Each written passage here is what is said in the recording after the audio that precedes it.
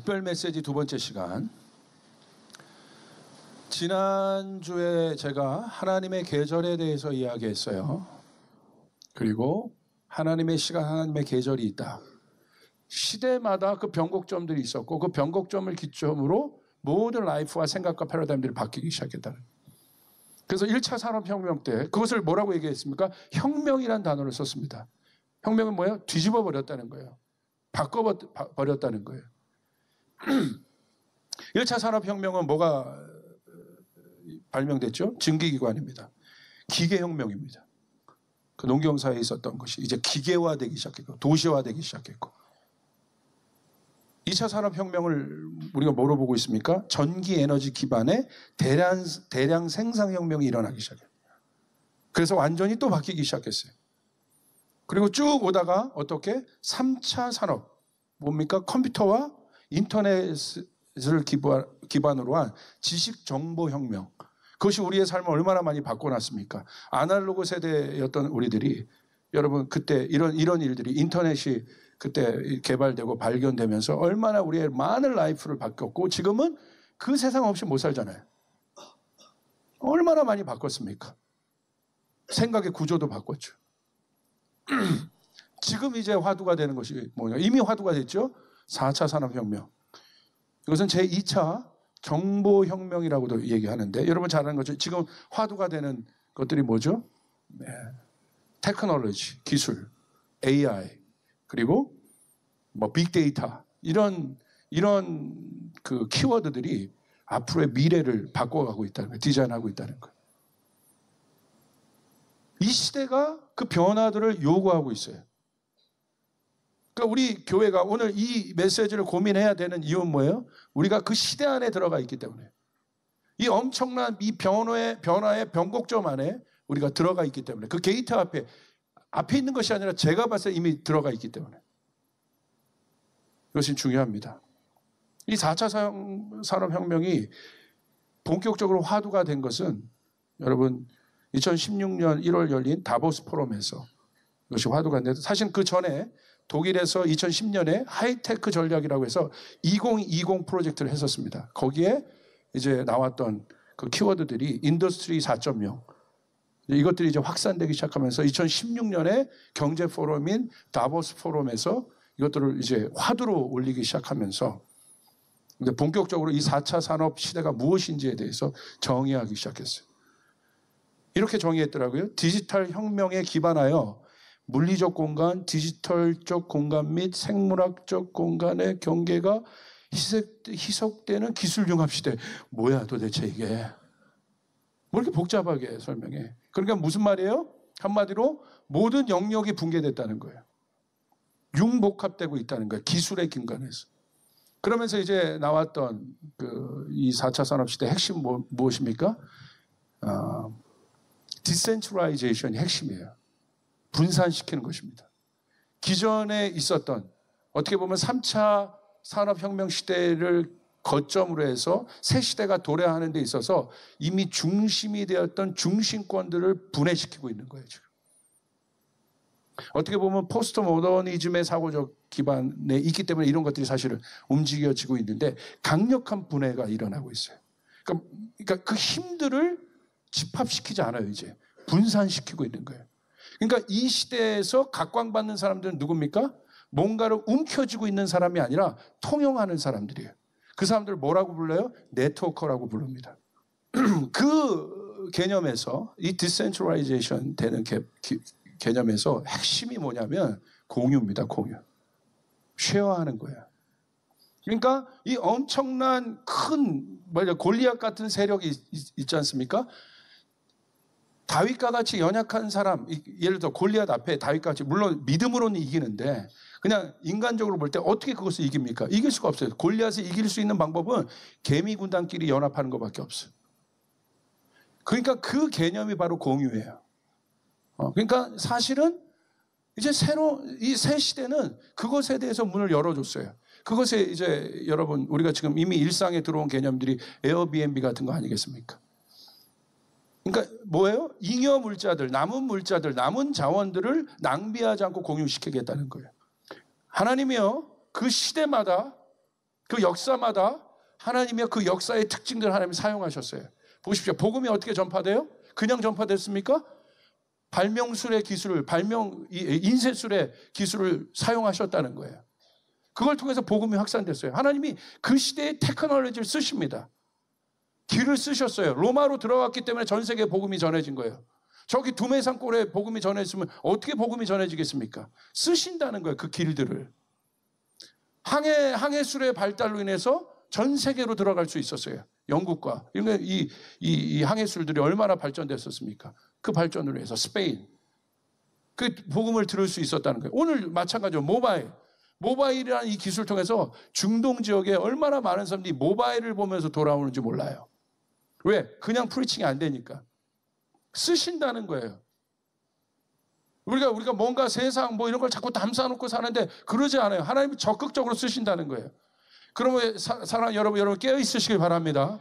우리 교회가, 오늘날의 교회가, 우리들이 이 시대 속에서 내가 그리스도인으로서 어떤 흐름 속에서 내가 지금 살고 있느냐, 이것은 굉장히 중요한 문제인데, 제가 이 시대의 특징들에 대해서 얘기했지 않습니까? 공유경제, 대표적으로 무엇입니까? 그 공유는 그 플랫폼인데, 대표적으로 저는 오늘 이야기하고 싶은 게 우버입니다.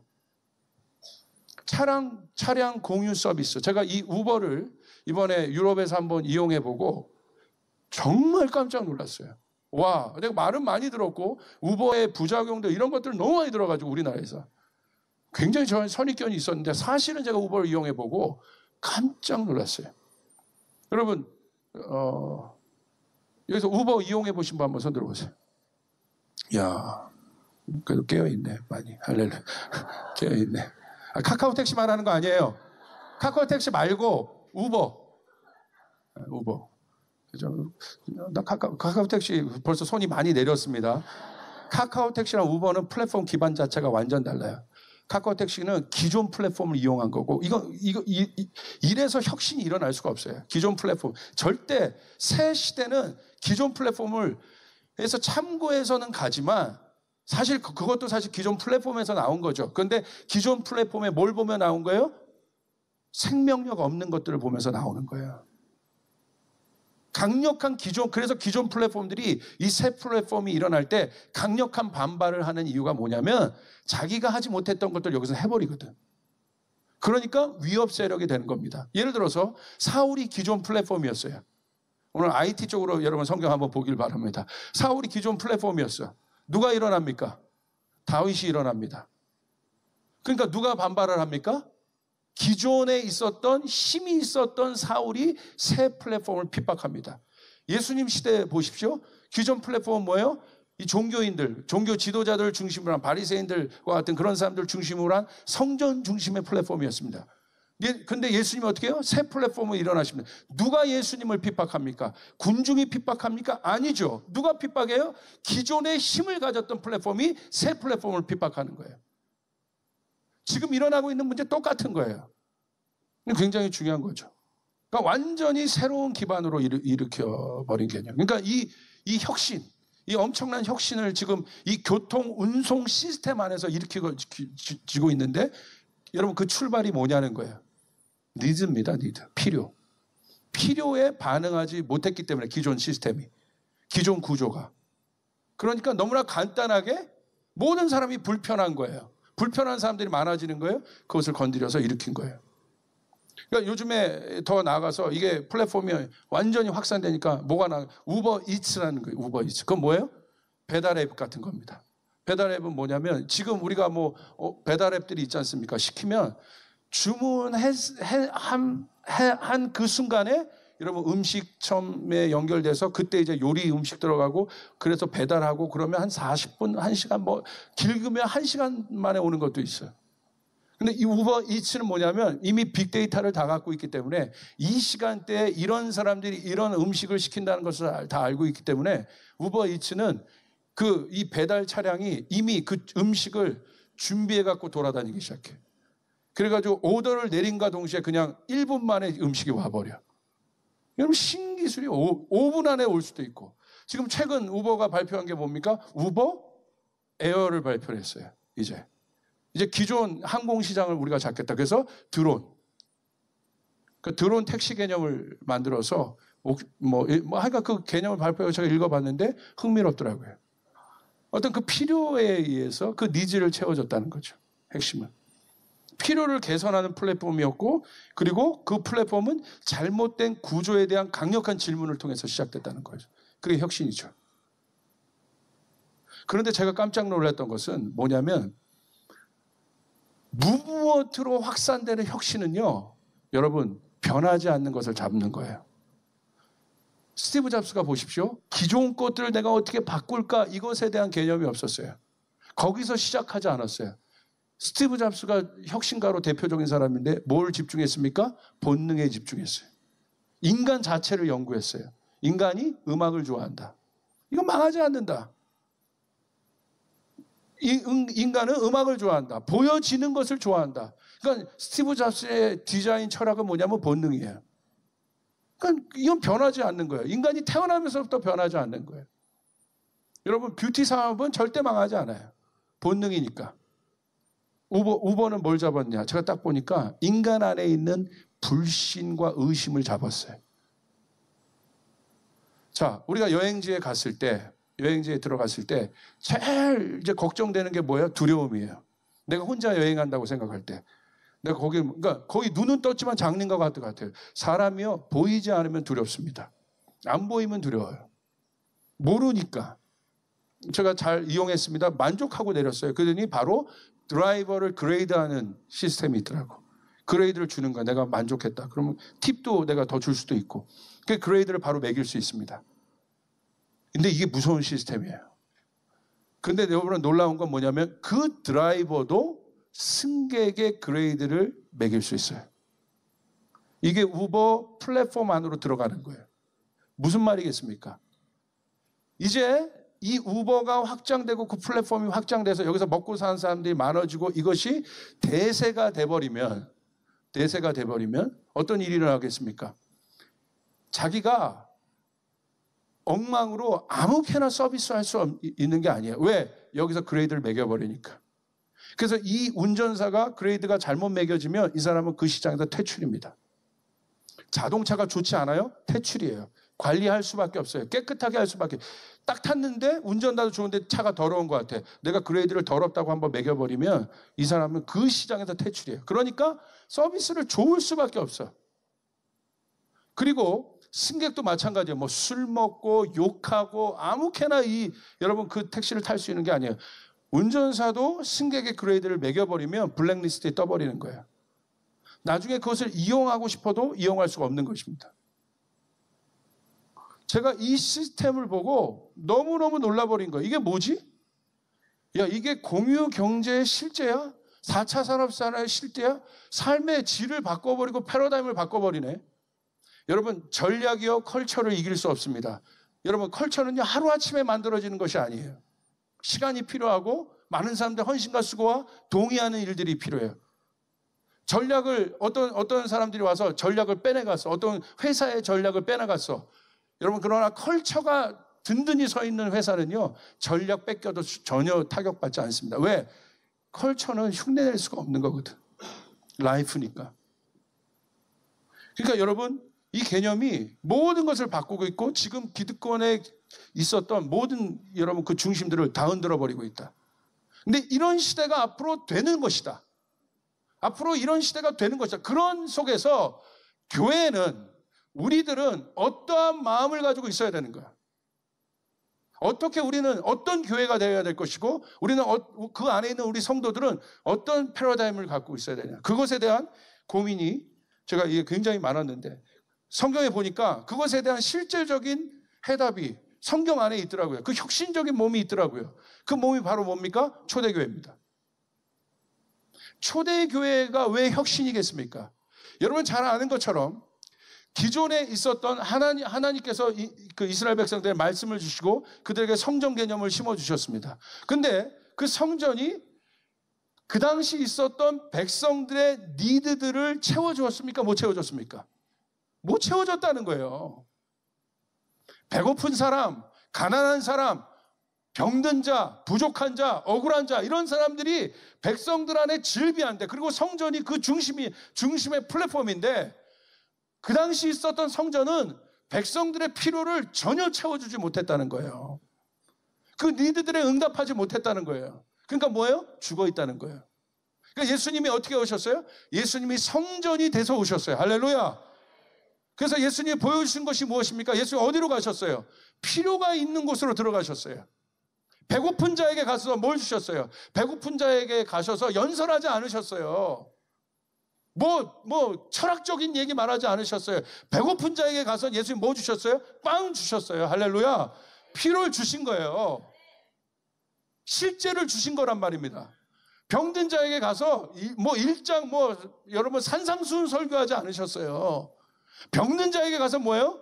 병든 자의 고통이 실제니까 여러분 그 병을 치유하신 거예요. 할렐루야. 실제를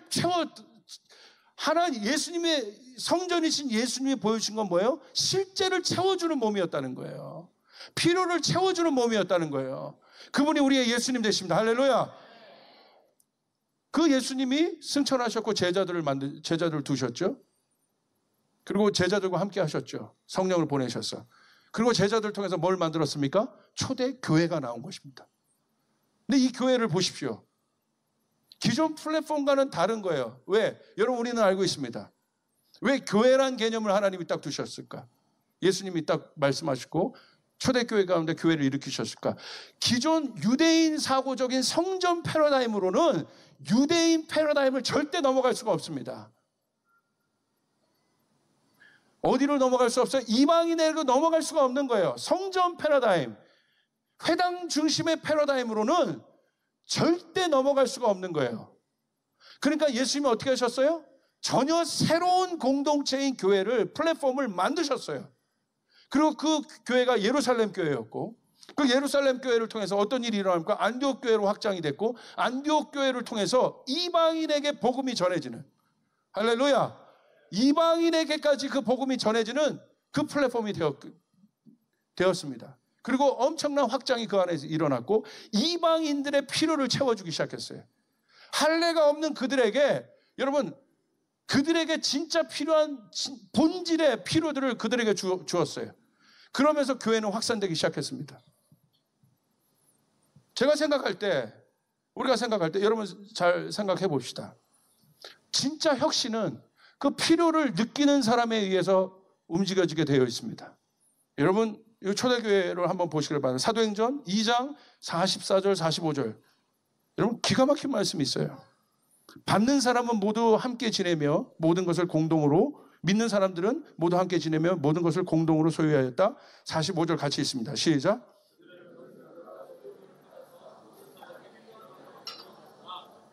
기가 막힌 DNA예요. 정말 4차 산업시대에 딱 맞는 DNA예요. 여러분 시대를 잘 타고 태어나셨어요. 저희 교회에서 이 본질을 계속해서 강조하고 있지 않습니까? 보십시오. 4차 산업시대는, 이 공유경제는 필요의 동물처럼, 마치 세포처럼 그냥 저절로 움직여지는 공동체, 그런 몸이에요 이게. 근데 여러분 보십시오. 초대교회 플랫폼이 어떻게 되어 있습니까? 45절에 모든 사람에게 필요한 대로 나눠줬다. 초대교회 성도들 안에 필요한 것들이 있었습니다. 그런데 이것이 추상적인 공동체가 아니라, 하나님을 믿는 일들이 추상적으로 끝나는 것이 아니라 거기 있는 모든 사람들의 니드와 필요가 있었어요. 그것들에 응답하는 공동체가 된 것이에요. 할렐루야. 아멘. 참 성전이신 예수님 보십시오. 그러지 않아요. 여러분 교회는 조직이 아닙니다. 조직이 되면서부터 어떤 일이 일어납니까? 조직이 되면, 몸이 아니라 조직이 되면 거기서 나타나는 첫 번째 증상이, 심각한 빨간불이 뭐냐면 필요에 둔감하는 것입니다. 내가 그리스도의 몸으로서, 내가 살아있는 지체로서 내가 다니는 사람이 아니라, 내가 조직의 일원으로서, 종교 조직의 일원으로서 교회를 다니면 어떤 일이 일어나냐면 필요에 둔감합니다. 아파도 아픈지를 몰라. 잘 보세요. 몸이란 건 뭐냐면, 자연스러운 민감성이 몸이에요. 부자연스러운 민감성이 아니라 자연스러운 민감함. 예를 들어서 배고파 보세요. 그럼 필요한 거야, 배고프다. 근데 내가 배고픈 것을 못 느껴. 죽은 거죠. 내가 아파요. 근데 내가 아픈 것을 못 느껴. 그건 무엇입니까? 죽어 있다는 거예요.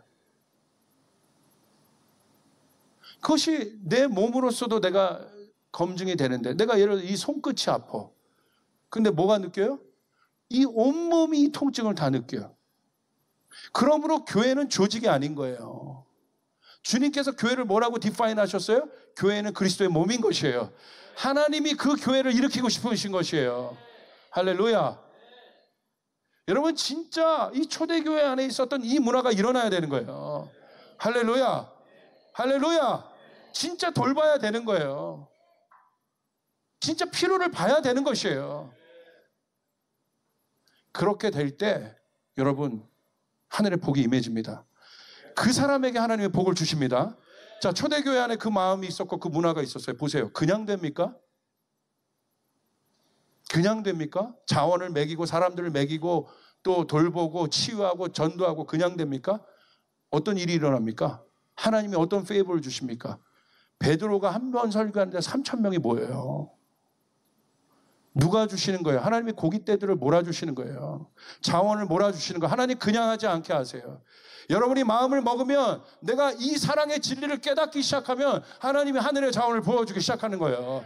할렐루야. 믿으시면 아멘 합시다. 지난주와 동일하게 열방이 그 필요를 느끼고 있다는 거예요. 근데 아무도 리스폰스하고 있지 않아요. 사랑하는 여러분, 2부 예배 청년들 위해서 제가 준비할 때 주님이 한 말씀 딱 주셨어요. 시간 아끼세요. 시간을 아끼시길 바랍니다.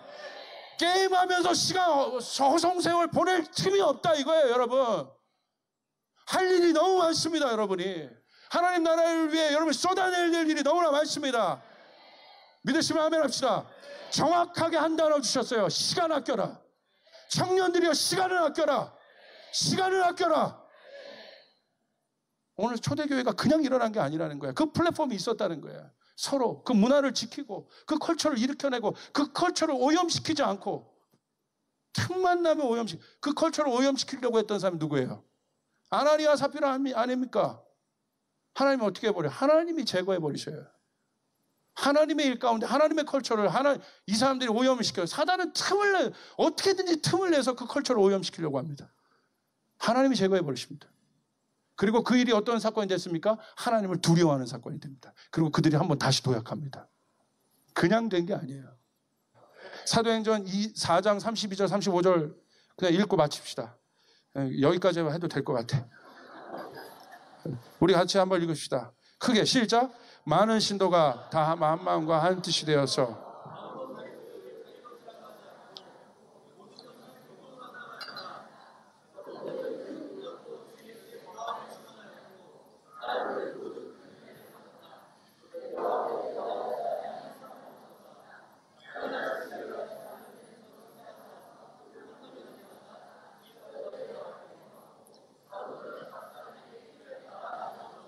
여러분, 여기가 실제가 있습니다.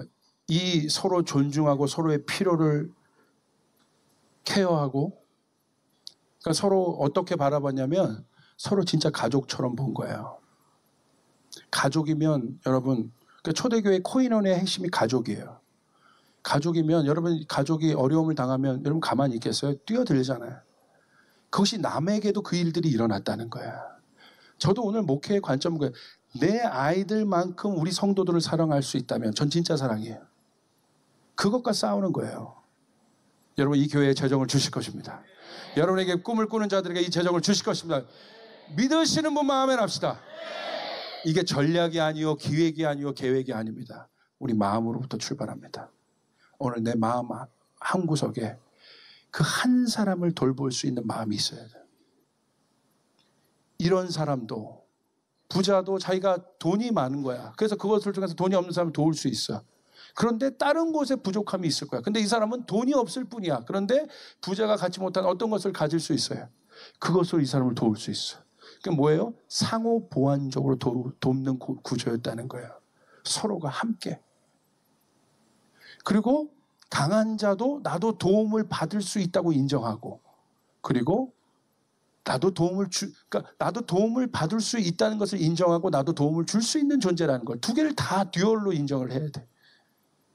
난 강한데 난 도움 필요 없어. 아니요. 반드시 도움이 필요할 때가 옵니다. 그리고 내가 도움을 줄 수도 있는 것이죠. 이것이 그리스도의 교회고 몸입니다. 우리 사랑하는 성도 여러분, 여러분 가운데 그 일들이 일어나길 바랍니다. 여러분, 이제 이 기쁨을 한번 맛보길 바라요. 내가 뭔가 풀어지고 내가 세워지고 높아지는 기쁨보다 세례요한의 기쁨을 한번 맛보길 바라요. 나보다 남이 세워질 때의 기쁨이 있어요. 자, 여러분, 그렇게 일어날 수 있는 여러분 되기를 바랍니다. 할렐루야! 이 실제가 우리 교회에 나타나길 바랍니다. 여러분의 손을 통하여 나타나길 바랍니다.